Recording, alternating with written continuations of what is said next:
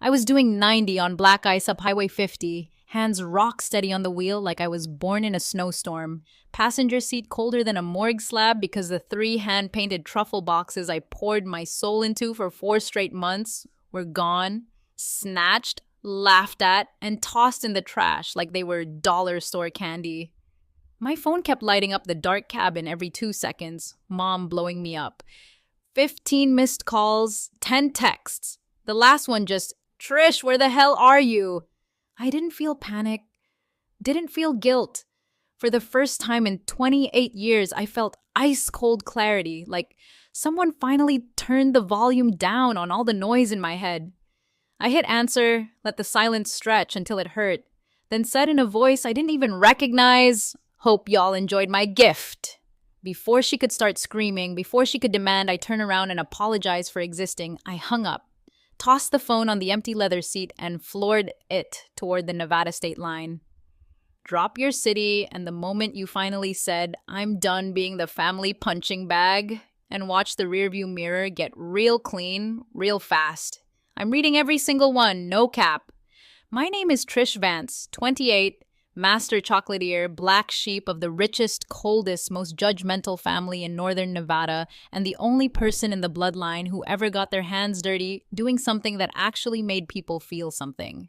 We call the family compound the Glass Fortress, a $12 million monstrosity of steel beams and floor-to-ceiling windows perched on the edge of Lake Tahoe like it's judging the water for not being good enough. My daddy, Arthur Vance, federal judge, gavel so heavy it could crack marble. My mama, Catherine, retired prosecutor who treats brunch like cross-examination. Big brother Julian, corporate litigator, billing $800 an hour to argue about commas in contracts. Big sister Bianca, M&A shark who strips companies for parts and souls for sport. Then there's me, the baby, the creative one, the one who ditched law school to chase sugar and cocoa beans. In their eyes, I'm the family failure, the cautionary tale, the punchline they trot out at Christmas to make themselves feel superior. I flew in 2 days before Christmas with 3 boxes of hand-painted truffles that took me 4 months of no sleep, burned forearms, and perfect tempering to create. These weren't just chocolates, they were love letters wrapped in gold foil I couldn't afford.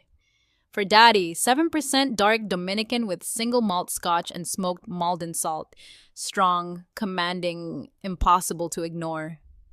For Mama, white chocolate shell with Tahitian vanilla and 24-karat edible gold. Elegant, expensive, performative as hell.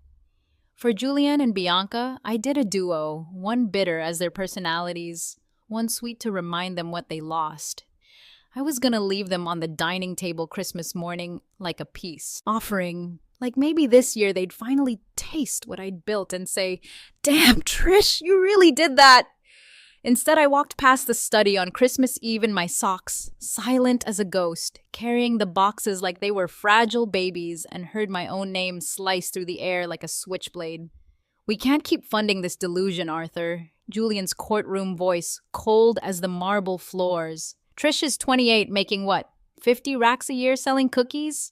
She's an embarrassment." Bianca jumped in, rustling papers. "I pulled her credit report. She's drowning in business loans. 1 bad month and she's insolvent. We need to intervene." "Hard."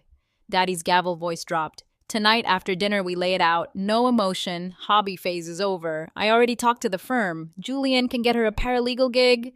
60K benefits, structure. If she says no, we cut the safety net. Her room becomes file storage when cousin Vanessa clerks here in February. Easy bake oven era ends now." I stood there in the hallway, boxes trembling against my chest, heart hammering so loud I thought they'd hear it. They weren't just disappointed, they had a whole PowerPoint presentation to dismantle my life. They'd spied on my credit, planned my eviction, lined up a soul-killing job I'd rather die than take. My failure wasn't just convenient, it was necessary. It was the one thing they all agreed on. It kept their egos warm while they pretended their own lives weren't empty. Something inside me snapped, not with heat, with ice, the kind of cold that makes diamonds. I didn't cry, I didn't slam doors. I walked upstairs, opened my suitcase, packed only what was mine: laptop, recipe journals, knives, passport, one photo of me and my grandma before she passed. Left every preppy sweater mama bought, every appropriate pearl necklace. Then I carried those 3 truffle boxes downstairs, set them dead center on the dining table where the intervention paperwork was already stacked like evidence. Took Daddy's Mont Blanc pen, wrote 3 words on heavy cream cardstock. The defense rests. Left it on top like a mic drop, put on my Canada Goose, grabbed my keys, and walked out into the Tahoe night without making a sound. Snow crunched under my boots like applause. I got in my G-Wagon, started the engine, and peeled out doing 90 on black ice like the devil was chasing me. Phone blowing up before I even hit the state line. I let Mama's 15th call ring through, answered with the calm of a serial killer. "Y'all enjoy the truffles!" Silence. Then the screaming started. I hung up, blocked every number, tossed the phone in the empty passenger seat where my gift used to be, and kept driving until the glass fortress was just a cold memory in the rear view. 3 months of pure radio silence followed. I ghosted the group chat, filtered their emails to trash, moved out the shared kitchen. In Oakland, leased a busted-ass 2,000 square foot warehouse in West Berkeley with no windows and a ventilation system that sounded like a dying moose. Slept on a cot in the back office because rent ate every dime. Hands stained cocoa brown 24/7, forearms covered in tiny burns like war tattoos. I stopped making pretty Instagrammable bonbons for rich Karens and started making bold, sexy, aggressive flavors hotels and ballers couldn't ignore. Ghost pepper caramel, mezcal lime sea salt, black truffle miso. Pitched to everybody with a procurement budget and a pulse. Then the universe said bet.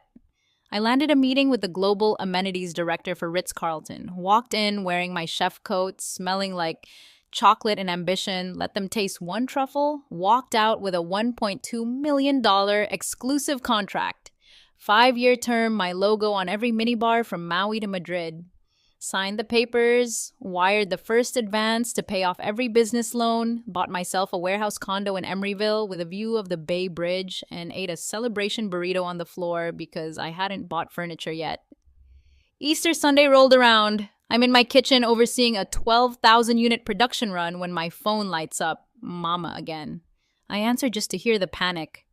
"Trish, baby, where are you? You need to get up here right now. Justice Sterling is here for brunch. He's obsessed with your chocolates. He wants to meet the genius behind Vance Velvet. He's the one who told Ritz to sign you. Get in the car." I lean against my stainless steel table, cocoa dust on my cheek, smile slow like warm ganache. "Can't, Mama, in the middle of a production cycle. Tell Justice Sterling I said what's good.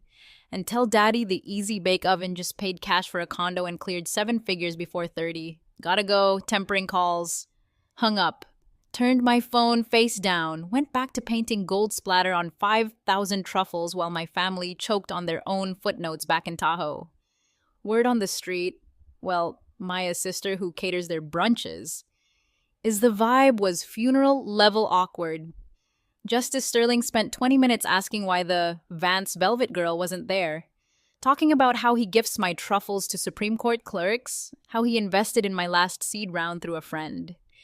Daddy's face went the color of overcooked duck. Mama fake smiled so hard her Botox cracked. Julian and Bianca sat there realizing the sister they tried to sentence to a cubicle just became the reason the most powerful man in the room showed up.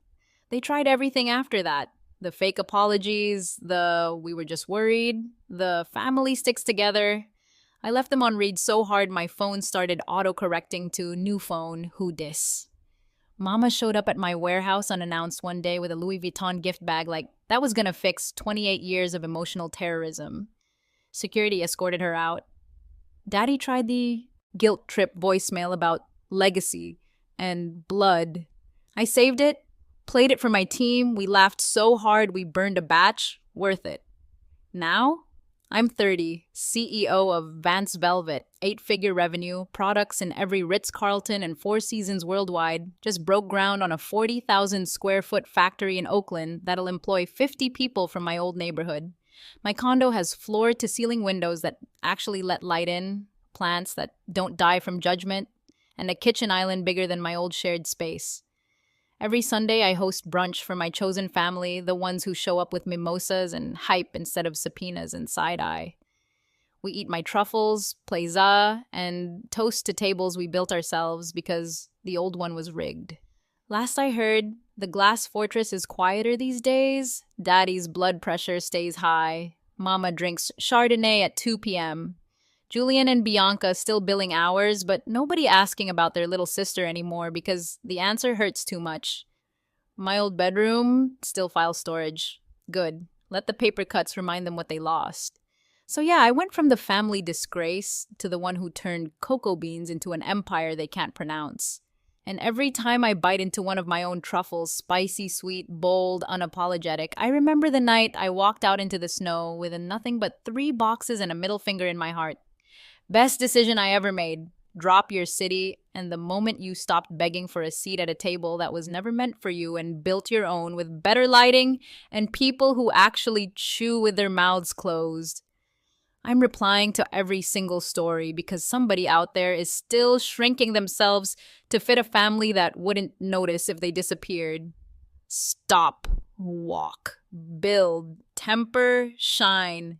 The defense doesn't just rest, it wins. Peace out, stay sweet, stay dangerous, stay making them choke on the success they swore you'd never taste. Love y'all, for real.